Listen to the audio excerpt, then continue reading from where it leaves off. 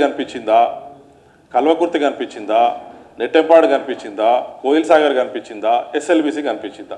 మరి మొన్న పాలమూరు రంగారెడ్డి పాలమూరు జిల్లా ప్రాజెక్ట్స్, నల్గొండ జిల్లా ప్రాజెక్ట్స్ గురించి అంత వరి అయితే మాట్లాడింది కదా చంద్రశేఖరరావు గారు.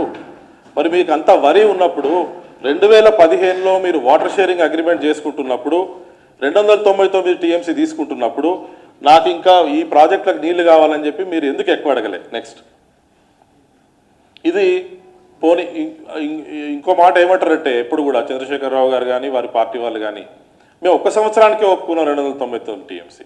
కరెక్టే, 2015లో మీరు సంతకం చేసినప్పుడు ఒక్క సంవత్సరానికనే ఒప్పుకున్నారు, సంతకం చేసినారు. ఇందులో ఎవరు అబద్ధం ఆడాల్సింది లేదు, దానిలో కూడా అదే ఉంది. 2016లో ఏం చేసినారు? ఫస్ట్ ఎపెక్స్ కౌన్సిల్ మీటింగ్ అయింది, ఉమాభారతి గారి నేతృత్వంలో అయింది. ఆమె చైర్మన్, జలశక్తి మినిస్టర్గా.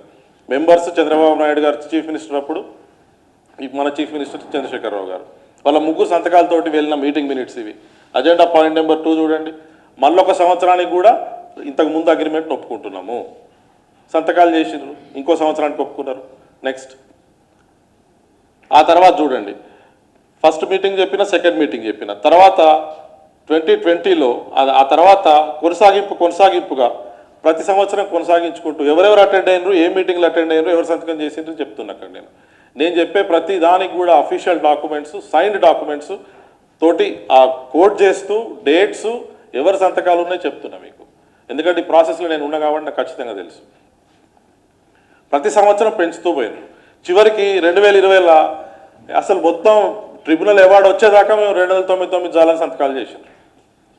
మరి అక్కడ సంతకాలు చేసి 299కి ఆ 299 టీఎంసీలో ఈ పాలమూరు ప్రాజెక్టులు, నల్గొండ ప్రాజెక్ట్స్ మీరు ఇంక్లూడ్ చేయకుండా మీరు ఏ విధంగా ఈ నీళ్లు సరిపోతాయి అనుకో 299 సంతకం చేసిండ్రు? నెక్స్ట్ ఇక్కడ చూడండి, 261.7 టీఎంసీ నీళ్లు ఈ ప్రాజెక్ట్స్కి మనకు అవసరం ఉండే. ఇవన్నీ ప్రాజెక్ట్స్ ఇంతకుముందు డిపిఆర్లు, సమైక్య ఆంధ్రప్రదేశ్లో డిపిఆర్లు, అది మన ఫీజిబిలిటీ రిపోర్ట్ అనో లేకపోతే గవర్నమెంట్ ఆర్డర్సో, అడ్మినిస్ట్రేటివ్ ఆర్డర్సో, శాంక్షన్సో ఏ ఒకటి ఉన్న ప్రాజెక్టులే ఇవన్నీ. ఎస్ఎల్బిసి ఎప్పటి నుంచి ఉన్నది? 1996 నుంచి ఉన్నది, 2004 నుంచి ఉన్నది. ఆ ప్లానింగ్ 96 లైన్ 2004లో స్టార్ట్ చేసిండ్రు.